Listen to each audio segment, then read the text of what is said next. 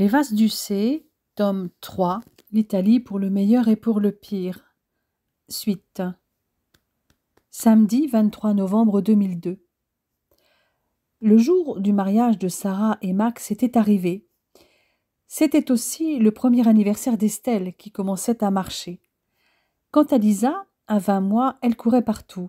C'était une vraie crapahuteuse et il valait mieux être vigilant.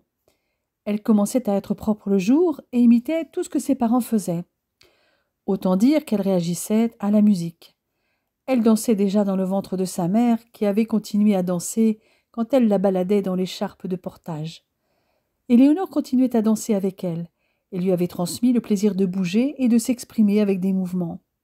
Quant à son père, il la laissait taper sur les touches du piano depuis ses 6 mois. Ce matin-là, Lisa s'était faufilée dans le lit de ses parents pour les réveiller. Éléonore aurait bien prolongé sa nuit, mais elle se leva. Elle voulait faire son test de grossesse, qu'elle avait oublié de faire la veille. Elle attendit le verdict.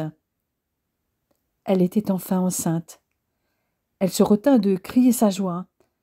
Elle retourna dans la chambre. Lisa s'était endormie dans leur lit. Elle prit la fillette dans ses bras et la recoucha dans son lit. « Pas question que tu occupes ma place aujourd'hui. J'ai quelque chose d'important à faire avec ton papa, lui chuchota-t-elle en déposant un baiser sur son front. Elle redescendit et retrouva sa place auprès de François. Elle commença à déposer des baisers dans son cou et sur ses épaules, pendant que sa main caressait son torse, effleura son ventre. Il bascula sur le dos et lui attrapa la main. « Plus bas, mon amour, lui murmura-t-il. « Pourquoi faire ?» lui répondit-elle en s'installant sur lui. « Ne fais pas l'innocente.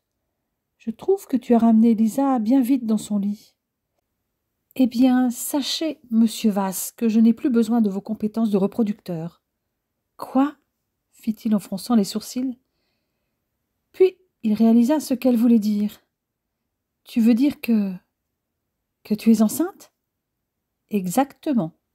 Et je n'ai peut-être plus besoin de toi comme reproducteur, mais ça ne m'empêche pas d'avoir envie que tu me fasses l'amour. »« Pas besoin de me le dire 2 fois, répliqua-t-il en la renversant pour la couvrir de baisers. Après une matinée pluvieuse, le ciel s'était enfin dégagé, mais depuis le début du mois de novembre, les températures avaient chuté, dépassant rarement les 10 degrés. Éléonore et François étaient arrivés main dans la main à l'hôtel de ville de Rouen. La jeune femme avait revêtu un élégant manteau marine cintré, ceinturé, qui mettait en valeur sa taille fine et dissimulait une robe de cocktail également bleu marine, très sage sur le devant, mais très décolletée dans le dos. Elle portait sa bague de fiançailles, mais ses oreilles n'étaient pas ornées des boucles d'oreilles d'Ussay. Elle arborait les pendants d'oreilles en émeraude et diamants de style art déco que François lui avait offert pour leur anniversaire de mariage. Mais les Ducey étaient quand même représentés par le peigne qui ornait son chignon. François était tout aussi élégant, vêtu du costume marine qu'il avait déjà porté au mariage de Laurent et Gabriella, avec un manteau marine. Le jeune médecin portait Lisa dans ses bras.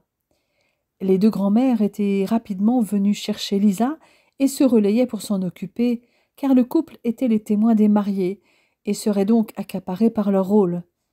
Une baby-sitter était prévue sur le lieu de réception et d'hébergement pour Lisa et Estelle. François en profita pour enlacer Éléonore. Il la dévorait des yeux comme le premier jour où il l'avait vue. La jeune femme se noyait aussi dans les yeux bleus de son mari. Le couple rayonnait de bonheur. Les 2 grands-mères se regardèrent complices. Leurs parents, à tous 2, avaient vu le film de leur renouvellement de vœux avec beaucoup d'émotion. Le couple leur avait parlé à leur retour de cette cérémonie très intime dont François avait eu l'idée. Mais les voir sur ce film de nouveau réunis, après le drame qu'ils avaient vécu, après ce traumatisme dont Éléonore n'était pas encore remise à l'époque, les avait un peu rassurés sur la capacité de leurs enfants à surmonter tout cela. « François est vraiment merveilleux, dit Laurence. Sans lui, je pense qu'Éléonore n'aurait pas eu la force de surmonter tout ce qu'elle avait vécu. Et François avait beaucoup souffert aussi quand elle avait disparu. »« Oui, j'ai bien cru qu'il allait sombrer, lui répondit Chiara. Il s'est jeté dans le travail pour supporter, Nous étions tous là pour lui, mais je dois dire que sans Élie, mon François n'est plus le même. Elle est tout pour lui. Et c'est réciproque. Élie s'est souvent effondrée dans mes bras après leur retour. Elle culpabilisait, avait honte qu'un autre homme ait pu se servir de son corps. Dans son esprit, c'était comme si elle avait trompé François. Elle ne pouvait supporter cette idée. Heureusement, il était là pour elle, attentif, amoureux comme au premier jour. Je ne sais pas si tu vois la même chose que moi. Ils ont l'air toujours aussi amoureux, ça c'est évident. Mais il y a quelque chose de plus. Oui, ils paraissent plus heureux encore. Si tu veux mon avis, Élie est enceinte, Amy Laurence. C'est ce que je me disais aussi. Ce sera facile à vérifier. Si elle ne boit pas une seule goutte d'alcool, c'est que c'est ça. Toujours enlacés, Éléonore et François étaient en train de dire bonjour à tout le monde, notamment à Maxime qui venait d'arriver, à ses parents, à la mère de Sarah, aux deux autres témoins, la petite sœur de Max, Angélique, et le frère aîné de Sarah, Nicolas. Toute la fratrie Vasse était présente, ainsi que Thomas, éditeur, qui étaient devenus aussi des amis des futurs mariés depuis qu'ils avaient fait connaissance à Ischia, au mariage religieux de François et Éléonore. Et bien sûr, il y avait Steph. Steph qui n'était plus seul. Depuis l'été, il vivait en couple avec Dominique. Éléonore était ravie que son amie d'enfance ait enfin trouvé la personne qui lui convenait. Sophie était là également. Éléonore venait d'avoir un SMS de Sarah. Elle et son père allaient arriver d'une minute à l'autre. Elle venait de quitter l'appartement de François et Élie. La jeune femme battit le rappel pour que tout le monde entre dans l'hôtel de ville.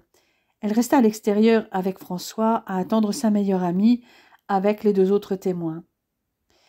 Tout comme Sarah avait joué le rôle de wedding planner pour elle, Éléonore s'était beaucoup investie dans le mariage de ses amis avec leurs parents et les autres témoins. Elle l'avait notamment conseillé dans le choix de sa robe de mariée. Sarah faisait confiance au bon goût de son amie et avait fait son choix parmi les modèles qu'elle avait retenus. Il en avait été de même pour la décoration du lieu de réception en fonction des souhaits des mariés. Ceux-ci savaient qu'Éléonore tiendrait compte de toutes leurs demandes. Ils voulaient surtout un mariage convivial, sans chichi. Éléonore avait aussi travaillé avec eux la chorégraphie de leur première danse sur la musique de leur choix. Avant de partir de l'appartement avec François, elle avait aidé Sarah à se préparer. Son passé de mannequin lui avait appris comment se mettre en valeur, et elle en avait fait profiter son amie pour un maquillage léger. Et elle était satisfaite du résultat. La mariée était magnifique dans sa robe ivoire en mousseline avec un haut en dentelle, avec une encolure bateau et des manches longues. Éléonore avait réalisé une coiffure très glamour sur sa copine, dont elle avait tressé les cheveux d'un côté, les laissant libres du côté opposé après en avoir retravaillé les boucles naturelles. Comme seul bijou, elle lui avait conseillé de ne porter que des pendants d'oreilles et lui en avait offert une paire avec des feuilles en or jaune au bout desquelles pendait une perle.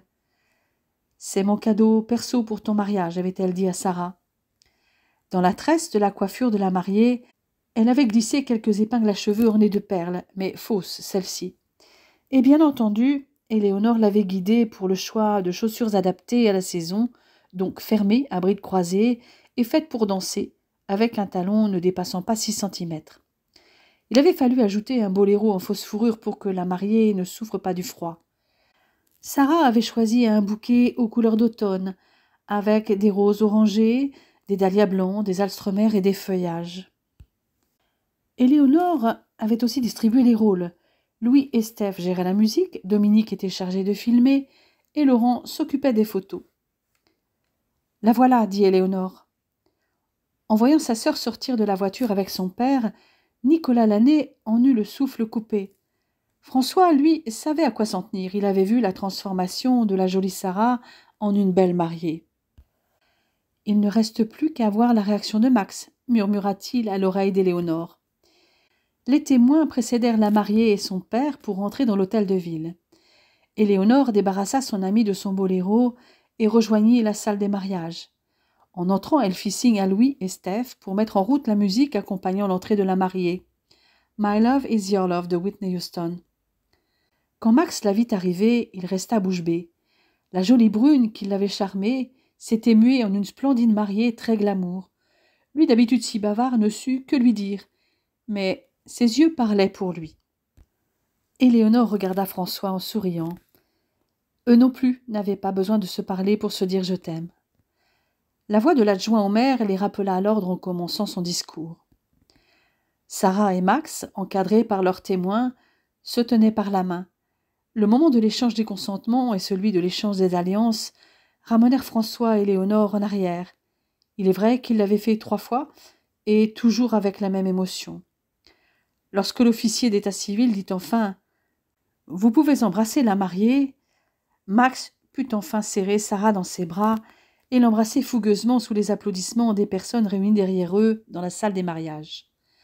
Avec les témoins, ils signèrent le registre et enfin, l'officier d'état civil déclara qu'ils étaient unis, leur exprimant tous ses vœux de bonheur. La salle était pleine. Leurs familles et amis, ainsi que les collègues de l'un et de l'autre, étaient présents. Ils regardèrent leurs témoins avec un grand sourire. Louis fit résonner dans la salle « Love is all around » des Wet Wet Wet pour leur sortie. Éléonore avait recouvert les épaules de la mariée avec le boléro, car il faisait environ 8 degrés avec un léger vent. Mais à l'extérieur, Éléonore, Steph et Claudia leur avaient organisé une escorte de danseurs, avec lesquels ils n'eurent d'autre choix que de danser au rythme de The Power of Love de Huey Lewis. Des élèves de l'académie de danse avaient poursuivi sur une chanson de Michael Jackson, « I like the way you love me ». Comme François et Éléonore avant eux, à ce même endroit, ils finirent enlacés au milieu des danseurs sur la place de l'hôtel de ville. Sarah constata qu'ils avaient disparu tous les deux après une série de photos devant l'hôtel de ville et dans les jardins. Elle comprit pourquoi quand elle vit un taxi londonien décoré s'arrêter devant la place. « Allez les jeunes mariés, en voiture, dit Éléonore. C'est nous qui vous emmenons cette fois. Vous connaissez le véhicule et ses options, donc je n'ai pas besoin d'expliquer. Nous avons prévu un itinéraire bis pour que vous ayez le temps d'admirer le paysage. Vous aurez donc 45 minutes rien qu'à vous. Vous avez tout ce qu'il vous faut derrière pour vous refaire une beauté, parce que nous allons être suivis tout le temps. » La jeune femme monta devant avec son complice. « J'aurais bien pris leur place pour te faire l'amour dans ce taxi, » lui dit François. « Qui te dit qu'on ne pourra pas le faire ?» lui répondit-elle avec un sourire coquin. « Mais une fois arrivés, ce sont eux les stars. Nous pouvons nous éclipser à tout moment et nous avons les clés du véhicule. » « Je vois que tu as réfléchi à tout, mon amour. » « Moi aussi, j'y ai de bons souvenirs dans ce taxi. En revanche, il risque d'y faire frais, même si j'ai prévu des couvertures. Parce que derrière, il bénéficie du chauffage, mais pour nous, à l'arrêt, ça risque d'être juste. »« Nous nous réchaufferons l'un l'autre, » dit François en l'embrassant avant de mettre le contact. Il était prévu que Steph et Dominique récupèrent le fort de cette place d'Éléonore et François. Le cortège avançait lentement.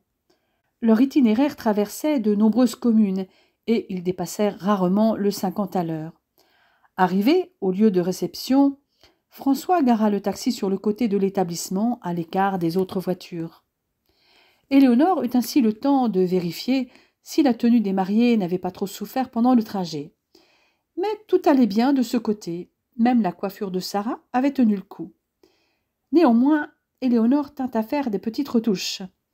Il était en effet prévu, avec leurs complices, qu'Éléonore et François retiennent un peu les mariés afin d'organiser leur accueil dans la salle prévue pour le vin d'honneur.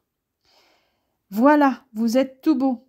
Nous partons devant, car normalement, les mariés entrent en dernier. Alors, vous comptez jusqu'à 50, ou bien vous vous roulez des pelles pendant un moment, enfin ce que vous voulez, mais vous nous laissez un peu d'avance. Et nous gardons les clés de la voiture, parce que nous n'avons pas envie de vous attendre de plombe, au cas où vous seriez tenté de remettre ça, dit François. « Ok, dit Max, message reçu. » Éléonore et François eurent donc le temps d'entrer dans la salle, de se débarrasser de leurs manteaux dans le vestiaire, puis de prendre leur place dans la haie d'honneur pour accueillir les mariés. Le couple ne passait pas inaperçu parmi les personnes qui les voyaient pour la première fois. Chiara et Laurence se regardèrent toutes les deux. Éléonore est une fois de plus sublime dans cette robe. Elle sait vraiment être élégante en toutes circonstances, dit Chiara. François est vraiment magnifique, lui aussi, lui répondit Laurence. Ils sont parfaitement assortis et vraiment faits l'un pour l'autre. Et Lisa sera certainement très belle, elle aussi. Quant à leur deuxième enfant, si comme je le pense, Ellie est enceinte, je suis sûre qu'il suivra le même chemin. Louis était prêt à mettre la musique au signal de celui qui était le plus près de la porte. Les mariés n'avaient pas encore passé le seuil que la chanson de Barry White, My First, My Last, My Everything, démarrait et la chorégraphie qui allait avec aussi. Tout se déroulait comme prévu. Lors du vin d'honneur, Laurence et Chiara et Pierre-François et Éléonore surveillèrent si la jeune femme buvait de l'alcool. Or, elles constatèrent qu'elle n'en but pas une seule goutte. Elles se firent un clin d'œil toutes les deux et se dirigèrent droit vers eux. « Félicitations, dit Chiara à son fils à voix basse. « Maman, nous ne sommes pas les mariés aujourd'hui, répondit-il avec un grand sourire. « Non, mais les futurs parents d'un petit deuxième, nous en sommes presque certaines, dit à son tour Laurence en regardant sa fille et son gendre. « Mais vous êtes infernales toutes les deux, murmura François pour ne pas être entendu. Qu'est-ce qui vous a mis sur la piste? Éléonore n'a pas bu une seule goutte de champagne, et elle aime bien boire une coupe ou deux dans ces occasions, répondit Laurence. Bon, c'est vrai, vous avez raison toutes les deux. Je suis enceinte. J'ai fait le test ce matin, finit par dire Éléonore. Depuis combien de temps? Demandèrent en chœur les deux mères. 5 semaines, depuis le 18 octobre exactement. Ça a le mérite d'être précis, dit François en riant sous cape. Tu m'as même dit que c'était ton plus beau cadeau d'anniversaire, mon amour. Et avant de m'endormir, ça m'a fait tilt. J'ai fait un calcul rapide et... J'ai tiré en plein dans la fenêtre d'ovulation, compléta François, cette fois mort de rire. Exactement. Chiara et Laurence, satisfaites des résultats de leur enquête, allèrent trinquer avec les autres membres de la famille et les amis, mais gardèrent le secret. Éléonore continua à trinquer avec de l'eau gazeuse. Discrètement, le couple s'éclipsa pendant près d'1 heure pour passer un moment dans l'intimité du taxi aux vitres sans teint. Une personne toutefois les avait vus se faufiler, Louis. Ses soupçons furent confirmés quand il s'approcha à pas de loup de la voiture. Les vitres masquaient bien ce qui se passait à l'intérieur, mais les cris de jouissance de son frère et de sa belle-sœur, eux, étaient tout à fait audibles, et ils prirent leurs pieds 2 fois de suite. Louis riait sous cape. Quand François et Éléonore revinrent dans la salle après être passés par la case toilette pour remettre de l'ordre dans leur tenue, Louis vint à eux, le regard moqueur. « Alors, les lapinous, vous vous sentez mieux? Vous savez, votre taxi, on ne voit pas à travers les vitres, mais on entend tout. » Éléonore rougit jusqu'aux oreilles.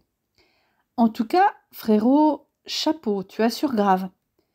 Ce n'est pas François que nos parents auraient dû t'appeler, mais Rocco. Bon, tu me passes les clés. J'irais bien y faire un tour avec Claudia. Tiens, les voilà, espèce d'espion. Mais tu me les ramènes. Pourquoi? Tu as l'intention de remettre ça? Et pourquoi pas? C'est qui, les talons franco-italiens? Demanda ironiquement François. Attention, il fait froid, mais il y a des couvertures si vous avez besoin. Éléonore ne savait plus où se mettre pendant leur échange. François vit sa gêne et l'emmena à l'écart. Il prit son visage entre ses mains, ce qui la fit frissonner. « Ça n'a pas l'air d'aller, mon amour. »« C'est un peu perturbant que Louis ait tout entendu, » répondit la jeune femme. « Tu regrettes que nous ayons fait l'amour dans ce taxi ?»« Absolument pas, » répondit-elle avec conviction. « Je suis même prête à recommencer. Tu me rassures, parce que moi aussi. Mais peut-être pas dans le taxi, il fait vraiment froid. Nous avons une chambre pour la nuit.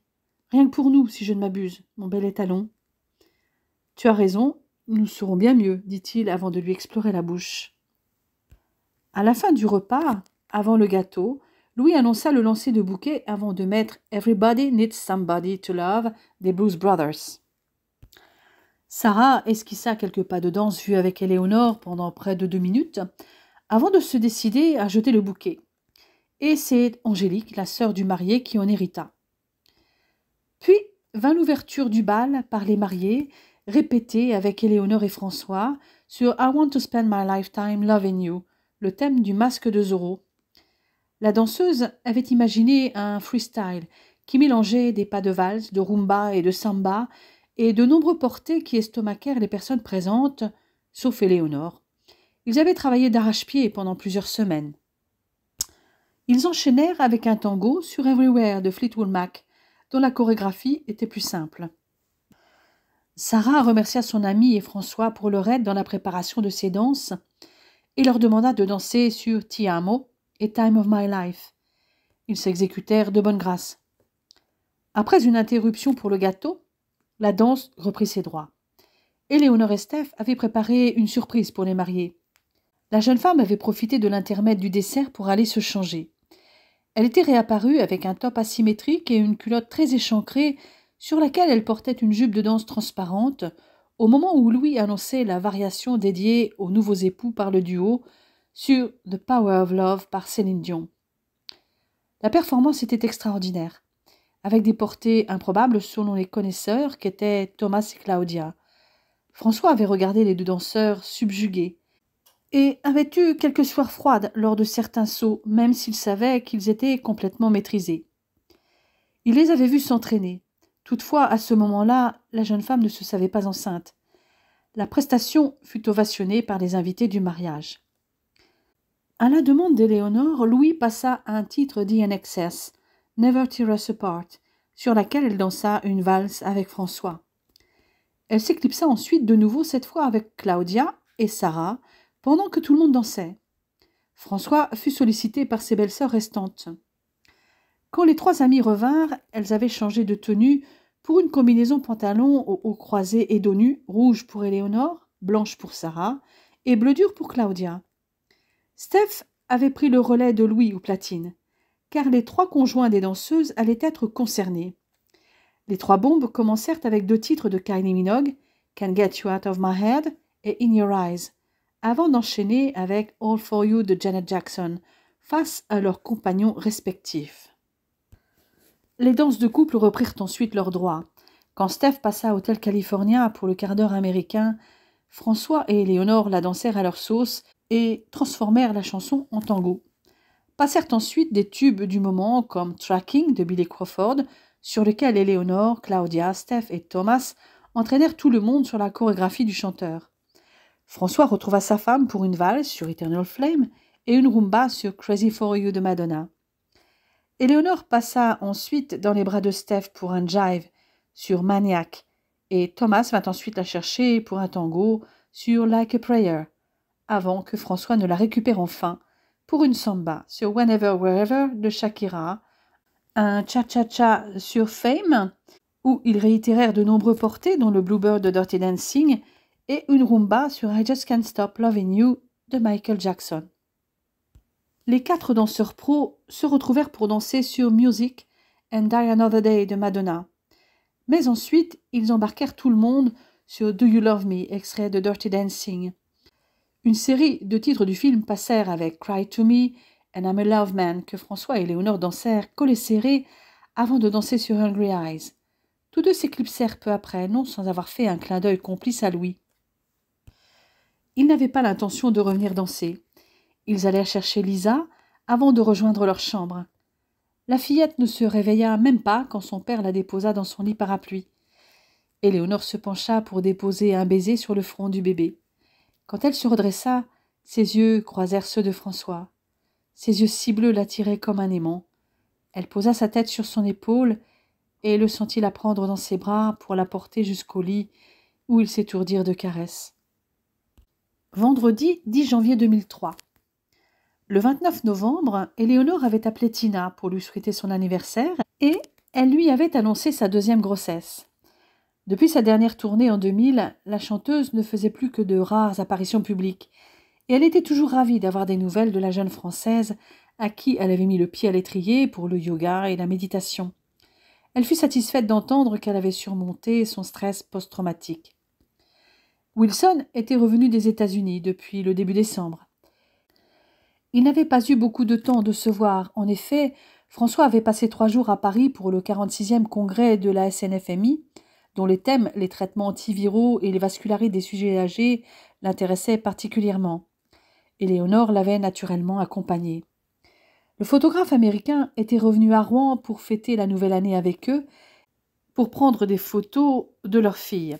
Il leur avait aussi amené des exemplaires dédicacés des livres sur Rome et Ischia finalisés.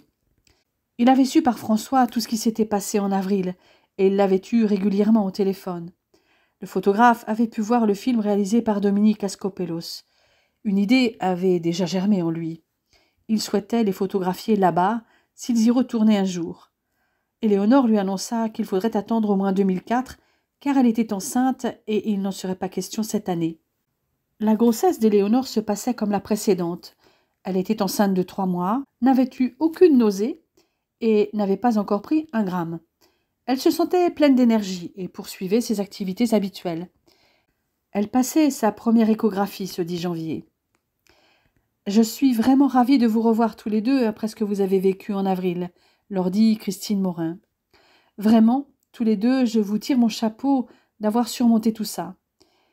Il est tellement difficile de revivre normalement après des épreuves comme celles que vous avez traversées. Le plus difficile n'a pas été d'avoir de nouveau des relations intimes, puisque nous l'avons fait dès que nous nous sommes retrouvés, dit Éléonore. Même si François s'était préparé à ce que je refuse qu'il me touche. Mais dès que je l'ai vu, je me suis jetée dans ses bras, et la magie qui a toujours opéré entre nous était toujours là, intacte. Tu sais que c'est rare ? Oui, j'en suis consciente. Le plus difficile a été de gérer les flashbacks, les cauchemars. La psychothérapie avec l'hypnose et le MDR m'ont aidé, ainsi que la danse. Mais mon meilleur traitement, ça a été François. Son amour, son soutien, sa patience. François ne put se retenir de l'enlacer et de l'embrasser. Les regards qu'ils échangèrent émurent l'obstétricienne qui avait connu François sous un autre jour, celui de collectionneur d'aventures sans lendemain.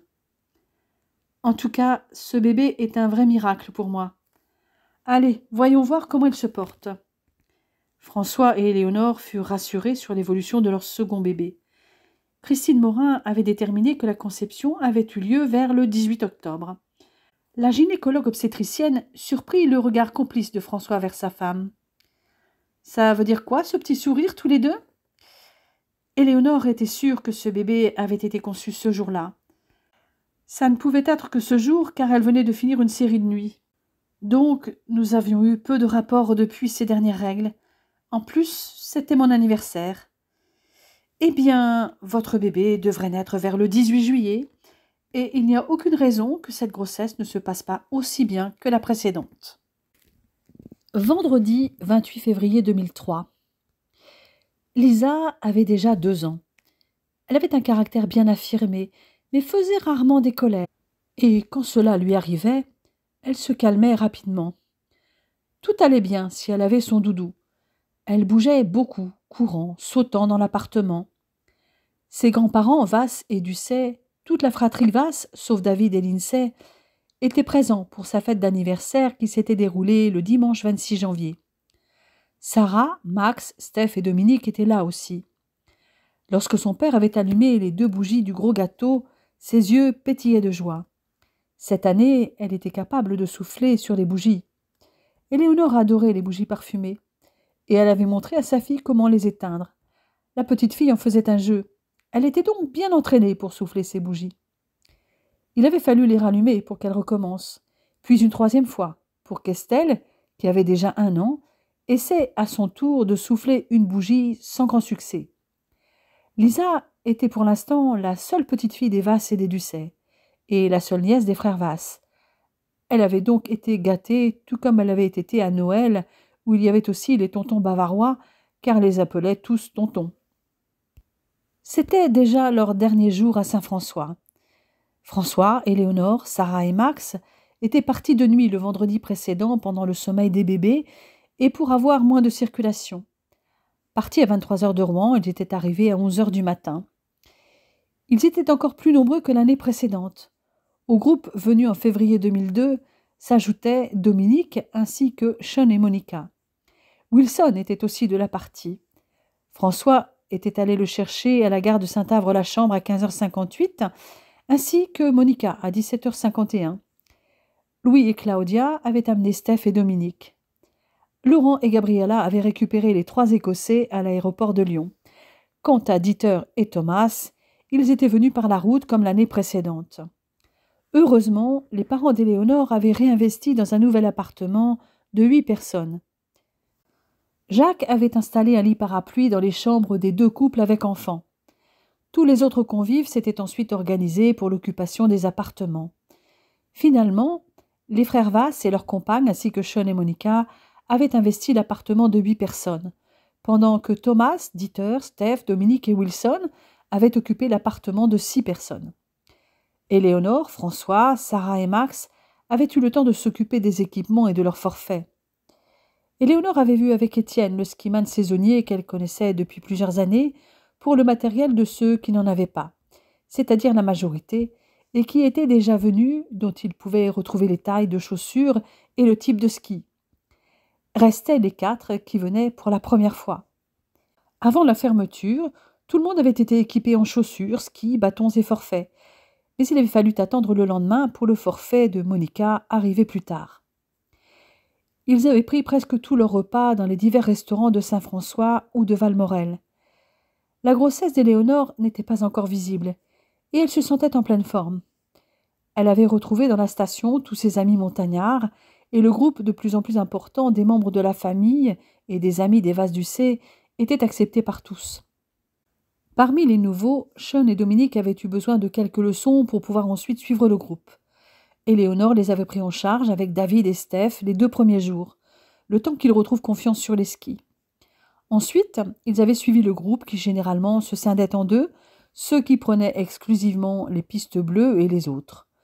Dans le premier groupe, on retrouvait Lindsay, à qui David tenait compagnie, Sean et Dominique, mais bien souvent, tout le groupe se retrouvait à un moment donné sur les mêmes pistes qui permettaient l'accès aux remontées mécaniques devenues leur point de ralliement. Toute la semaine avait été ensoleillée, une bonne partie de la journée. La neige, comme si elle ne voulait pas trop perturber les vacanciers, était tombée la nuit du samedi au dimanche jusqu'à 10 heures du matin et la veille jusqu'à 8 heures. Wilson les guettait sur les pistes. Il était assez à l'aise sur les skis et Jacques lui servait de guide sur le domaine de Saint-François ou de Valmorel pour se placer sur les meilleurs spots pour les photos. Il guettait surtout son couple fétiche. Il fit de très belles photos sur les pistes, mais aussi sur les terrasses, notamment celle de la banquise, qui était un peu le quartier général du groupe le midi ou à 16 heures. Éléonore et François s'étaient réservés un moment tous les deux en amoureux pour faire une balade avec le musher de la station et ses chiens de traîneau. Comme d'habitude, Éléonore avait fêté son anniversaire à la Boile du Dahu, qui les avait accueillis un soir sur 2 pendant la semaine. Et, comme chaque année, les meilleurs skieurs du groupe avaient fait la traditionnelle descente au flambeau du mercredi. La montée était devenue plus agréable depuis qu'à la place du tire-fesse du marquis, un télésiège 6 places débrayable leur permettait d'accéder à plusieurs pistes, dont la piste noire, d'où partait la descente des adultes. François pouvait embrasser sa femme à loisir pendant la montée.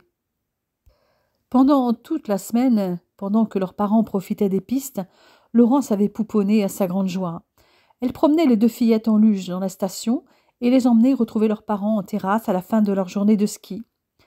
Les moins experts revenaient en général plus tôt et profitaient du soleil pendant qu'Éléonore, François, Dieter, Thomas, Claudia, Gabriela, Monica, Steph et les 3 derniers frères Vass se livraient à des compétitions de slalom ou de descente. Ce dernier jour, les experts en ski s'étaient livrés à une dernière compétition, à laquelle s'étaient inclus Romain et Seb, les 2 gendarmes de la station et amis d'Éléonore. François avait encore gagné la course. Toute l'équipe était ensuite allée rendre le matériel avant d'aller prendre un verre en terrasse. Laurence, Jacques, avec Alan Wilson, étaient venus les rejoindre vers 17 heures. Cependant, Éléonore avait un autre projet. Elle se pencha pour embrasser François dans le cou. « Ça te dit une petite balade en raquette en amoureux? Je voudrais te montrer un endroit secret. »« Tu oublies que nous avons rendez-vous au resto à 20 heures? Nous avons largement le temps. »« Alors allons-y. »« Les amis, nous vous laissons entre vous. Nous avons une course à faire. »« Une course? Mon œil, dit Louis moqueur. Elle l'entraîna jusqu'à l'appartement, afin qu'ils enlèvent leurs vêtements de ski pour enfiler une tenue plus légère et récupérer une paire de raquettes. Éléonore embarqua aussi un sac à dos, mais François ne vit pas ce qu'elle avait mis dedans. Le groupe les revit passer, prenant la direction du marquis. « Tu vois, tu es médisant, dit Claudia à Louis. Ils n'ont pas eu le temps. »« Ah, je te confirme, là, ils n'ont pas eu le temps. Ils se sont juste changés. Mais ils vont trouver un endroit pour le faire. Je suis prêt à parier. D'ailleurs, qui veut parier? Personne ne voulut miser. Du moins, ils étaient tous sûrs et certains du but de la promenade des Lapinous. Pour être seule avec l'homme de sa vie, la jeune femme l'emmena dans une randonnée en raquette vers la combe de Rimolard. Elle savait pertinemment où aller.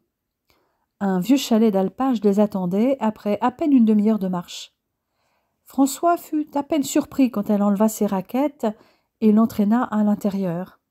« Voilà ce que tu voulais me montrer » dit-il avec un grand sourire. « Un vieux chalet délabré ?» Mais une petite lueur dans ses yeux révélait qu'il avait bien compris le but de la promenade. « Oui, un vieux chalet où nous sommes seuls. Et je peux t'assurer qu'à cette heure, personne ne viendra nous déranger, » dit-elle en entr'ouvrant sa veste et en lui baisant les lèvres. Il répondit à ses avances avec ardeur. Elle se détacha de lui pour attraper le sac à dos et en sortit un duvet de place. « Je vois que tu avais prévu ton coup, mon amour. Absolument. J'aime avoir un minimum de confort. En tout cas, je préfère être au chaud, dit-elle en commençant à se déshabiller. François en fit autant et ils se glissèrent tous deux dans le duvet. Il l'enlaça tendrement et sentit croître son désir. Elle le perçut aussi, et son corps répondit à l'attente du jeune homme. Il l'embrassa avec douceur et caressa ses seins, la faisant frémir. Il la fit basculer sur le dos et joignit ses lèvres aux siennes. Palpitante, elle sentit la bouche de François glisser sur sa gorge et sucer un mamelon érigé, pendant que sa main effleurait l'autre. Une onde de chaleur parcourut la jeune femme de la tête aux pieds. Elle ne put étouffer un gémissement de plaisir. Elle brûlait du désir qui la pénètre. Elle pétrissait ses épaules, son dos, empoignait ses cheveux. Il l'embrassa de nouveau, la fouillant doucement de sa langue. Elle était parcourue de frissons. Il déposa des baisers sur ses épaules, faisant vibrer ce corps qu'il aimait. Il caressa les mamelons érigés, la faisant gémir de plaisir. Alors il s'interrompit pour la regarder longuement, avant de fermer les yeux comme pour s'imprégner d'elle. Il l'embrassa encore, la serra dans ses bras avec fougue. Elle l'étreignit avec une ardeur égale. Soudain il ne put attendre davantage. Sa main descendit entre ses jambes et caressa son menton soyeux. Elle poussa un cri lorsqu'il introduisit 2 doigts dans sa fente et se cambra pour qu'il l'explore plus profondément, avide de lui procurer du plaisir. François se tendit, sentant son membre viril prêt à éclater. Il aurait voulu attendre, faire durer le plaisir, mais Éléonore était trop impatiente. Haletante, elle le suppliait de venir en elle. Il la pénétra alors jusqu'au plus profond de son intimité, aspiré par les lèvres chaudes et humides qui caressèrent son membre sur toute sa longueur. Il resta un instant immobile, savourant la chaude étreinte de son vagin. Comment imaginer la vie sans elle? Elle avait été faite exprès pour lui et lui pour elle. Il se retira et, sentant son impatience, plongea de nouveau en elle, imprimant un long mouvement de va-et-vient. Bientôt, ils furent au bord de l'explosion tous les deux, et il accéléra ses mouvements, lui arrachant des cris de jouissance pendant qu'une énorme vague de plaisir les emportait, qui les laissa pantelants, tremblants et rassasiés. Du moins, momentanément, car les caresses de François réveillèrent leur désir à tous deux. Ils refirent l'amour plus doucement, cette fois. Le repos qui suivit faisait partie du plaisir qu'ils partageaient. Éléonore aimait ces instants de plénitude totale quand, l'acte accompli, il était toujours en elle, et François aimait sentir le corps de sa magnifique femme contre le sien. Finalement, il se retira, roula sur le côté et lui sourit. Il posa sa main sur le ventre de la jeune femme. Il sentit un très léger mouvement et sourit. « Je crois que nous avons dérangé bébé, dit-il. »« Non, moi je crois qu'il est content que tu t'occupes si bien de sa maman. »« C'est parce que son papa aime sa maman à la folie, dit-il en l'embrassant passionnément. »« Nous allons peut-être devoir rentrer maintenant. Dommage. Je suis si bien ici, rien qu'avec toi. Mais tu as raison, ils vont nous attendre. Je suis même sûre que Louis a lancé des paris. Ça, c'est bien possible. » Il était 19 heures quand ils rentrèrent à l'appartement. « Alors cette balade en raquette » demanda Laurence. « Vivifiante » répondit Éléonore. « Vous êtes allés où » s'enquit Jacques. « Dans la combe de Rimolard. »« Vous êtes allés jusqu'au chalet de la Grolle ?»« Non, nous nous sommes arrêtés avant. »« Dis donc, tu avais prévu de dormir sur place, parce que ton sac à dos a l'air bien rempli » demanda Max. « On n'est jamais trop prudent en montagne, répondit la jeune femme sans se démonter. Le temps était à la neige. La dernière soirée à la Boîle du Dahu fut très animée. À eux seuls, ils occupaient la moitié du restaurant. Ils savaient qu'ils se reverraient tous pour le mariage de Louis et de Claudia fin avril. Les discussions tournèrent donc autour de cet événement. Claudia était ravie d'avoir eu son frère et son beau-frère avec elle toute la semaine. Comme elle, Gabriella avait profité de la présence de sa petite sœur Monica. La jeune Milanaise était en couple depuis peu avec Sean. Mais lui vivait sur l'île d'Arran depuis le mois de septembre et elle à Milan. Ils se rejoignaient dès que possible, mais ils commençaient à trouver cela très compliqué. Sean réfléchissait à une possibilité de trouver un endroit qui leur convienne tous les deux et en avait discuté avec Monica. Ils étaient tombés d'accord sur un point de chute en France. Le diplôme international de Sean lui permettait de travailler dans beaucoup d'endroits et Monica pouvait travailler à distance. Elle était d'accord pour la France, si cela la rapprochait de sa sœur Gabriella. Cependant, il n'y avait pas pléthore de postes disponibles dans les conservatoires du littoral. Peut-être que le jeune Écossais en trouverait un sur le littoral normand ou breton. Lisa et Estelle s'étaient endormies dans les bras de leurs pères respectifs. À la fin du repas, Jacques et Laurence emmenèrent les deux fillettes au lit pendant que leurs parents allaient danser avec le reste du groupe en discothèque pour leur dernière soirée dans la station, en compagnie des moniteurs et des saisonniers. Le lendemain, ils rentraient tous avant de se retrouver 2 mois plus tard.